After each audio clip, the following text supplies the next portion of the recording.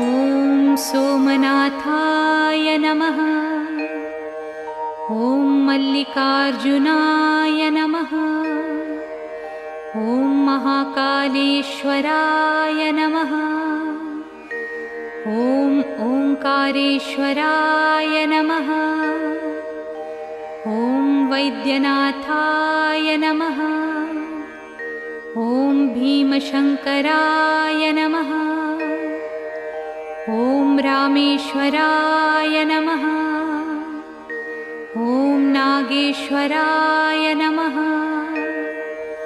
ॐ विश्वेश्वराय नमः। ॐ त्र्यंबकेश्वराय नमः। ॐ केदारेश्वराय नमः।